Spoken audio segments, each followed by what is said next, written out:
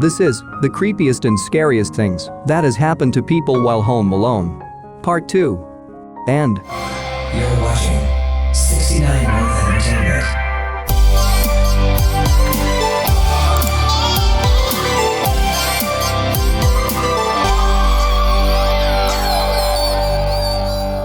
Here are some more stories from people who have had some creepy or scary things happen to them while they were home alone. My brother and I were home from school because we were sick. We had a craft room in the mostly unfinished basement and we were down there playing with miniatures. Around noon we heard, very clearly, the front door unlock, open, close, and someone walks in, heard footsteps walk across the foyer tile to the kitchen and turn on the sink. They then turned off the sink and went up the stairs to the second floor. I figured it was my stepdad and called my mum to let her know he came home for lunch. She had just gotten off the phone with my stepdad and he was in his office at work. She called him back and he came ripping home while we hid in the basement. Although we never heard the person come back down the stairs, we didn't find anyone in the house. My kids were at school and my husband was at work, so it was just the cat and me at home. I was sitting on the couch in the family room with my daughter's cat, Angel, who was sleeping on the cushion to my left while I was working on my laptop. It's a two-story house with a semi-open floor plan downstairs. I'm facing the front door. The house is quiet with no TV or music on. Angel suddenly sits up, looks over towards the door, jumps off the couch, and walks under the archway that separates the foyer, living and dining room area from the family room and kitchen. She sits down in the middle of the foyer and looks up and over her shoulder to the left towards the top of the stairs. I can't see the stairs because I'm in the family room. Very slowly she starts to move her head like she's tracking someone walking down the stairs. She does this all the way down until she's looking directly at the front door. I'm sitting on the couch, frozen, afraid to breathe. There is not a sound in the house. About 10 seconds later, she starts moving her head again, like she's tracking someone walking back up the stairs. Quiet the whole time, doesn't meow, the only movement is her head following whatever it is that only she is seeing.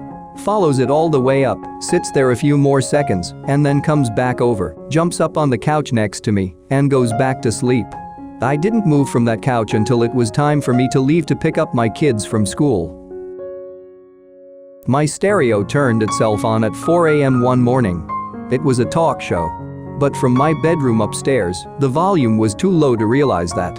So I thought people were talking in my living room while they were trying to rob me in my sleep until about 10 minutes later when a commercial I recognized started playing. My ordinarily docile and super friendly golden retriever named Teddy ran down to the basement of a house my wife and I were renting, and he started barking at an empty corner. The walls were cinder block, the floor was thick poured concrete, no discernible explanation. Teddy was growling ferociously and his back was hackled. I had to carry him upstairs and shut the door to keep him from running back to that spot. He'd never done anything like that before or in the years since. Really weird occurrence, and I still wonder about it late at night sometimes. This just happened yesterday. Not home alone I suppose, but the only one awake. My wife was asleep upstairs in our room and my daughter in hers. All doors closed, sounds from the upstairs rooms are very muffled normally. I get up from the couch to fill my water cup and hear a very distinct, very loud male cough and throat clearing from the landing upstairs, then footsteps moving down the upstairs hall. Immediately turn ice cold with goosebumps and run upstairs. Daughter asleep in her room, wife asleep in ours. Nothing in the office or bathroom upstairs. There's an attic door, but it's latched from the outside. Check the basement for good measure, nothing there. Before we bought this house a few years ago, the previous owner's husband died upstairs.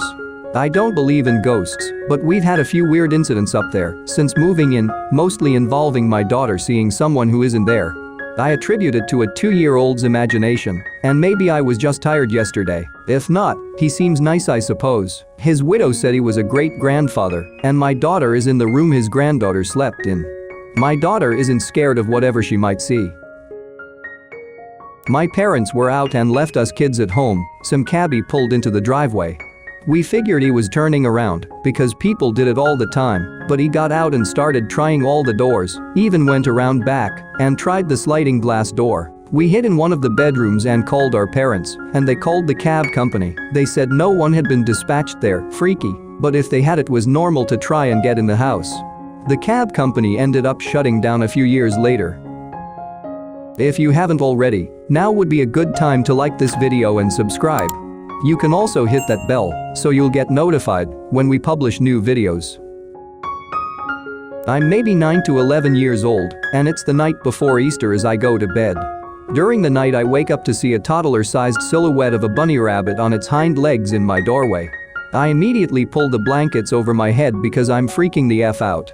I peek out again after a while of convincing myself that I'm safe, just to find that the silhouette has disappeared and is now at the edge of my bed near my feet, with a faint reflective light shining upon it from the nightlight outside the doorway.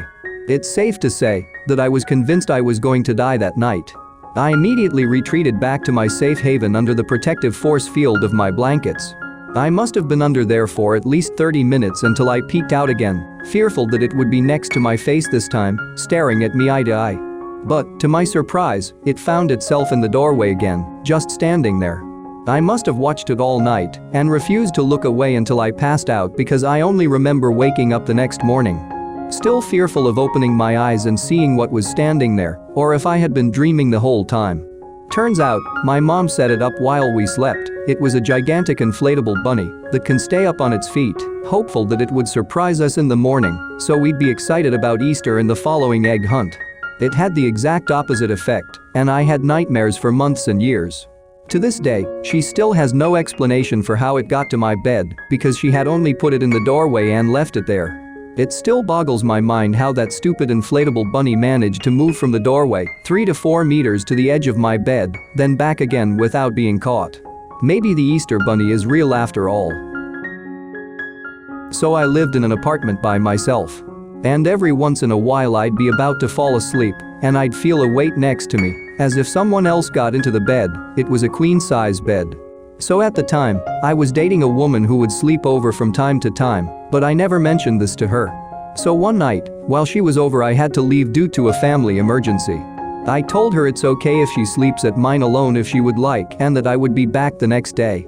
I get home that morning and she tells me the weirdest thing happened last night.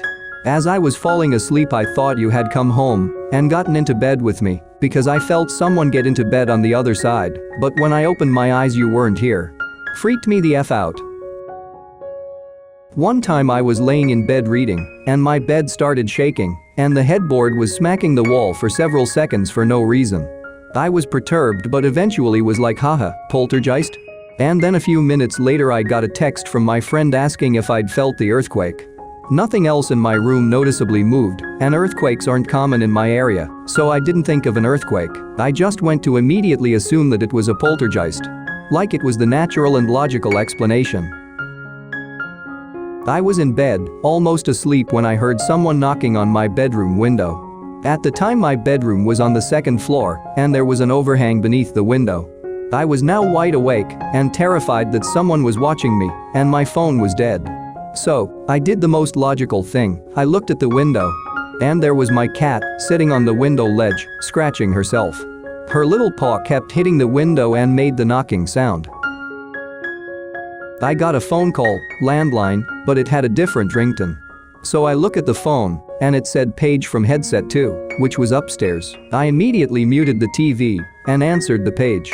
There was just silence on the other end, and I didn't say anything. I should have, more on that later. I hung up and just sat in silence and fear for 5 minutes listening for any movement upstairs. After hearing nothing, I decided I had to investigate. It's not like I could just go back to watching TV.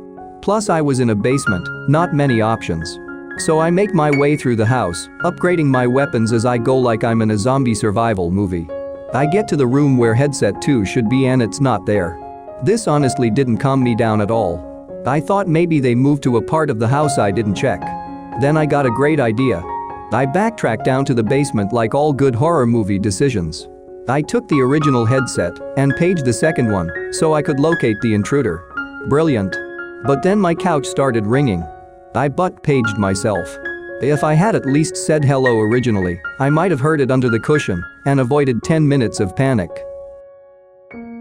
I was house-sitting a small ranch about 45 minutes from my parents' house when I was 17 years old. I went out to the barn and checked on the horses for the night, made sure they were all good, and as I headed back into the house, I saw someone I didn't know inside the house. I was the only one that was supposed to be in there. I ran back to the barn and grabbed the shotgun that was kept there. I knew how to handle guns. I have been shooting and hunting since I was 9. I went back to the house to find a stranger on the back porch.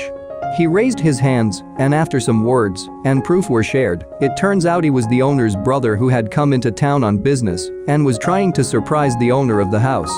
He knew the garage code, so he let himself in and was walking around the house looking for someone. So yeah, that was pretty scary. Was living in the annex of an old farmhouse built around the 1700s, so very old and creepy to begin with.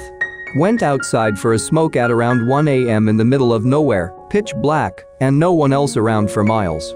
I heard a man cough. I looked around, but couldn't see anyone. Everyone else was asleep, all the lights off in the house.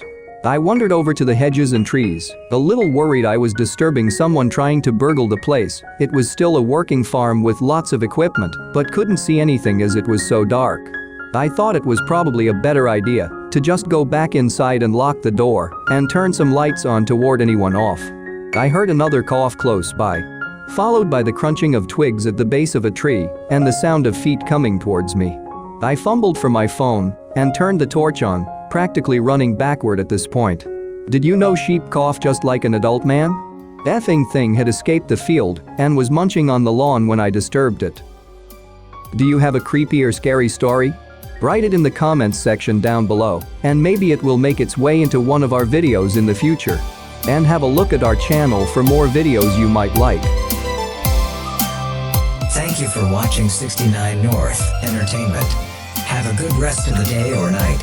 And remember to like and subscribe.